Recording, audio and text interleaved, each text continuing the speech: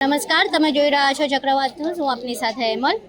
તમે મારી પાછળ દ્રશ્યો જોઈ શકો છો. પાછળ બેરિકેડ મારેલા છે. આ બાજુ પોલીસ અધિકારીઓ ઊભા છે. અહીંયા જે કોકરોચ જનતા પાર્ટી દ્વારા દિલ્હીના જંતર મંતર પર આંદોલન થઈ રહ્યું છે, એને લાગતું વળગતું આંદોલન અહીંયા કરવામાં આવ્યું હતું.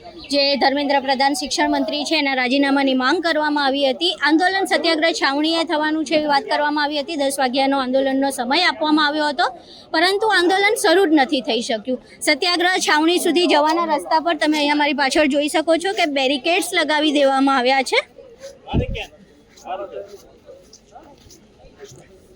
આ બેરિકેડ્સનું પહેલું લેયર છે, આની પાછળ બીજું લેયર છે, અને આ પ્રકારે આખા રસ્તે જ્યાં સત્યાગ્રહ છાવણી જવાનો રસ્તો છે ત્યાં બેરિકેડ્સ લગાવી દેવામાં આવ્યા છે. બંધારણમાં આંદોલન કરવાનો અધિકાર આપવામાં આવ્યો છે, પરંતુ ગુજરાતમાં જાણે આ અધિકાર મરી પરવાડ્યો છે, કારણ કે ગુજરાતમાં સામાન્ય લોકોને આંદોલન કરવાની મંજૂરી નથી. હા, તમે ભાજપનો ખેસ પહેરશો તો પોલીસ તમને આંદોલન કરવાની મંજૂરી આપી દેશે, અને ત્યારે કદાચ તમારી પાસે આંદોલનનો હેતુ પણ નહીં હોય તો પણ તમને મંજૂરી મળી જશે.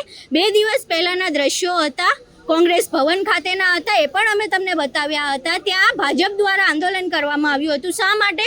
તો રાહુલ ગાંધી પીએમ આવાસ આગળ ધરણા કર્યા, એના કારણે થઈને ભાજપના લોકો દ્વારા, ભાજપના નેતાઓ દ્વારા કોંગ્રેસ ભવને આંદોલન કરવામાં આવ્યું હતું. પાછું શાંતિપૂર્ણ આંદોલન પણ નહોતું. ડીજે વીજે સાઉન્ડ વાઉન્ડ સાથે આંદોલન આવ્યું હતું ને પોલીસે આંદોલનને મંજૂરી આપી, સાઉન્ડને મંજૂરી આપી, બેરિકેડ તોડવાના પ્રયાસ કરવામાં આવ્યા હતા. ત્યાં લાઠી ના ચાલી, ત્યાં કોઈ ડિટેન ન થયું. કોઈ જ વસ્તુ જે આપણે ગુજરાત યુનિવર્સિટીમાં જોવા મળી, એમજે લાઇબ્રેરીમાં જોવા મળી, જે વિદ્યાર્થીઓ સાથે પોલીસનું વર્તન જોવા મળ્યું, એ કોઈ પણ પ્રકારનું વર્તન ભાજપના નેતાઓ સાથે પોલીસ દ્વારા નહોતું કરવામાં આવ્યું. પરંતુ અત્યારે જ્યારે સત્યાગ્રહ છાવણીએ આંદોલનની વાત કરવામાં આવી તો પોલીસ તો હજુ બેરિકેડ સુધી લોકો પહોંચે એના પહેલાં જ પોલીસ દ્વારા અટકાયત કરી દેવામાં આવી.